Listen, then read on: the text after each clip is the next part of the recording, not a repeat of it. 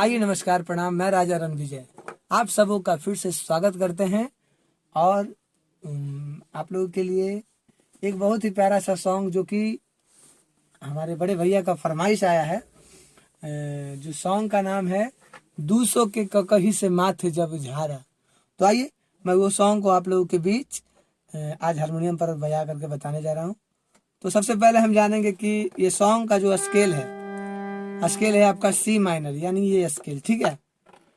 सी minor 1 4 8 minor लगेगा तो 1 4 8 chord हो जाएगा, इतना हमेशा ध्यान रखिएगा। तो आइए समय न देर करते हुए हम वीडियो को शुरुआत करते हैं। गाना क्या है? हर की दूसों के कहीं से माथे जब झारा, ठीक है। देखिए कहाँ से उठेगा।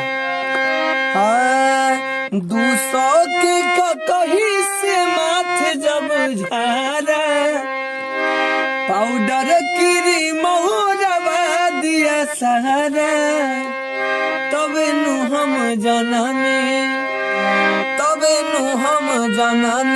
ससुरा में सही आया बारा, तब नु हम जननी ससुरा में सही आया बारा, तब नु हम जननी।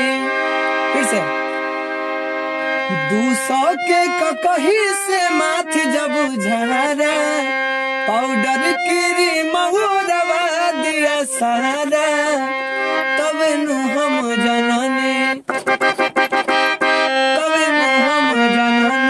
ससुरा में सही आया बारा, तब नु हम जननी ससुरा में सही आया बारा, तब नु हम जननी।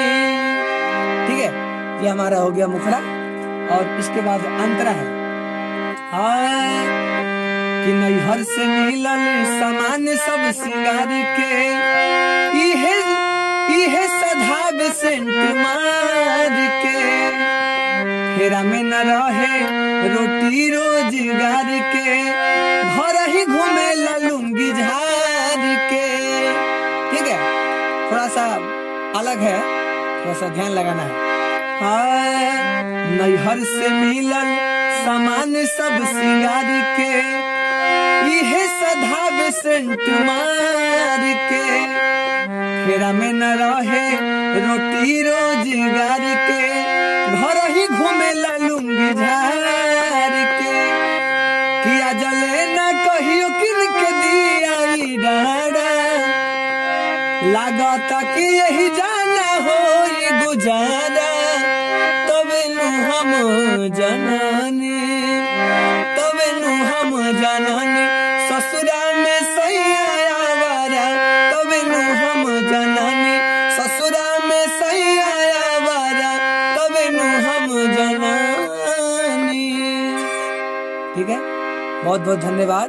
आप लोग ऐसे ही मेरे चैनल पे बने रहें और मेरे सारे वीडियो को आप लोग देखें, लाइक करें, शेयर करें, कमेंट करें। ठीक है, बहुत बहुत धन्यवाद।